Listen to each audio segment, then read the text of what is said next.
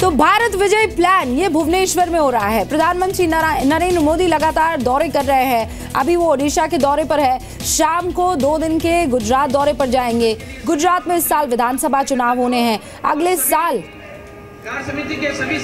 2019 में ओडिशा में पीएम मोदी के ओडिशा दौरे का आज आखिरी दिन है, क्योंकि वहां राष्ट्रीय कार्यकारिणी की बैठक खत्म होगी। उसके बाद समापन भाषण जो है वो प्रधानमंत्री नरेंद्र मोदी को देना है। उसके बाद जैसे ही वो कार्यक्रम खत्म होगा वो सूरत के लिए रवाना हो जाएंगे।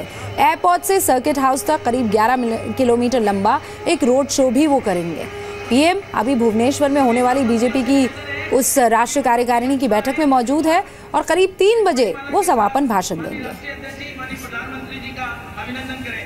अब 4 तस्वीरें आपके सामने रखते हैं। पीएम मोदी के आज के कार्यक्रम की ये 4 तस्वीरें हैं।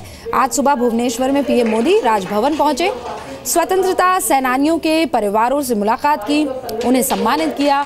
इसके बाद पीएम लिंगराज मंदिर पहुंचे, वहां विशेष पूजा अर्चना की, पुजारियों के दल से मिले, उनके साथ तस्वीरें खिंचवाई, उनकी विजिटर्स बुक में स्वच्छता का संदेश लिखा। फिर दोपहर में वो राष्ट्रीय कार्यकारिणी में समापन भाषण देंगे। 3 बजे का वक्त हमें बताया जा रहा है। उसके बाद वो शाम को सूरत में रोड शो करेंगे। 11 किलोमीटर लंबा ये रोड शो होगा। राजभवन में कार्यक्रम के दौरान पीएम ने कांग्रेस पर हमला बोला। यहाँ ओडिशा में उन्होंने कहा कि आजादी की लड़ाई को एक पार्टी और कुछ परिवारों तक सीमित कर दिया गया है। दुर्भाग्य से हमारे देश में आजादी के इतने बड़े संग्राम को कुछ ही वर्षों में सीमित कर दिया गया, कुछ ही परिवारों में सीमित कर दिया गया, कुछ ही घटनाओं में सीमित कर दिया गया। जबकि भारत की आजादी का आंदोलन जन जन का आंदोलन था, त्याग और बलिदान की घटनाओं से भरा हुआ आंदोलन था।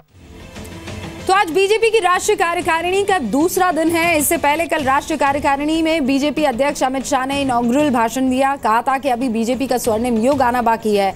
अमित शाह ने ईवीएम पर विपक्ष के सवालों को भी खारिज करते हुए कहा कि विपक्ष लोकतंत्र का अपमान कर रहा है।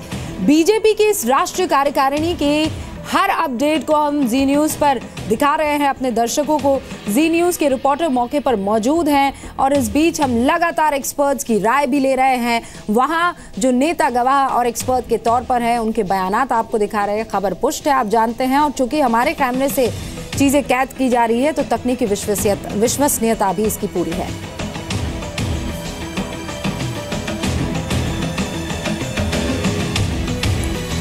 तो बीजेपी की राष्ट्रीय कार्यकारिणी के दूसरे दिन आर्थिक प्रस्ताव पर चर्चा होने वाली है। इससे पहले कल महाराष्ट्र के सीएम देवेंद्र फडणवीस ने राजनीतिक प्रस्ताव रखा था।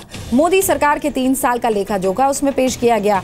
जो योजनाएं चल रही है उनको और अच्छे तरीके से अमली जामा पहनाने पर चर्चा हुई। गरीब तक केंद्र सरकार की योजनाओं को और सही तरीके से गरीबों तक और देश की जनता तक पहुंचाया जाए, इसका भी खास ख्याल रखा जाए, इस पर भी चर्चा हुई। जिन राज्यों में बीजेपी को जीत मिली है उस पर व्यापक चर्चा हुई, यानी डिटेल में चर्चा हुई। जिन राज्यों में चुनाव है उस पर भी चर्चा हुई। गरीब पिछड़ा वर्ग को योजनाओं पहुंचाने के लिए क्या और चीजें इंक्लूड की जा सकती है, उस विषय पर भी चर्चा हुई थी। तो आज खबर ये मिल रही है कि कल तो राजनीतिक प्रस्ताव रखा था और आज बकायदा आर्थिक प्रस्ताव जो है उस पर चर्चा हो सकती है। हम कल से आपको बता रहे हैं कि अमित शाह जो सुपह सालार है बीजेपी के और खासकर राइट हैंड मैन प्रधानमंत्री नरेंद्र मोदी के, उन्होंने स्ट्रैटेजी अपना ली है और स्ट्रैटेजी लुक ईस्ट की है, यानी पश्चिम बंगाल और ओडिशा। वहां पर चाहते हैं कि बीजेपी का परचम जीत के सहारे लहराया जाए।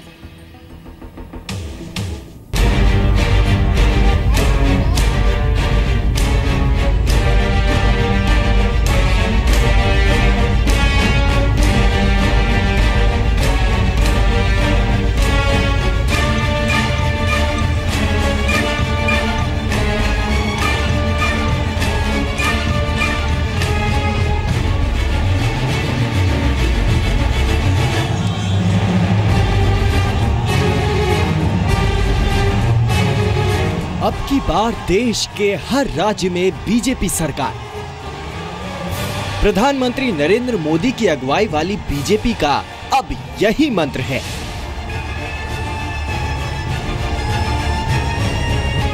यूपी उत्तराखंड में बड़ी जीत के बाद पहली बार पूरे देश के बीजेपी कार्यकर्ताओं की बैठक में प्रधानमंत्री का भाषण इसलिए अहम होगा क्योंकि इससे आने वाले दिनों में पार्टी की रणनीति का संकेत मिल सकता है। इससे पहले भुवनेश्वर कार्यकारिणी के पहले दिन पार्टी अध्यक्ष अमित शाह ने भी कहा है कि पार्टी का स्वर्णिम काल तभी आएगा जब देश में पंचायत से लेकर पार्लियामेंट तक बीजेपी सत्ता में आएगी। अमित शाह का कहना है कि बीजेपी का स्वर्णिम काल ही देश का स्वर्णिम काल होगा। हमारा स्वर्णिम युग सिर्फ बीजेपी के लिए नहीं लाना है, हमारा स्वर्णिम युग भारत के स्वर्णिम युग के साथ जुटना चाहिए। और जिस तरह से नरेंद्र मोदी जी की अगुवाई में आज भारत दुनिया में एक बड़ी ताकत के रूप में उभर रहा है, हमारा यही संकल्प होना चाहिए बीजेपी का स्वर्णिम युग ऐसा काम हो कि भारत दुनिया की एक बड़ी ताकत बने।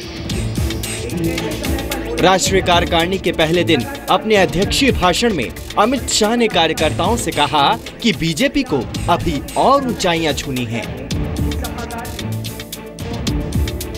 कार्यकारिणी में अमित शाह ने हिमाचल प्रदेश, गुजरात और कर्नाटक चुनाव में पार्टी की जीत के लिए संकल्प लेने को कहा।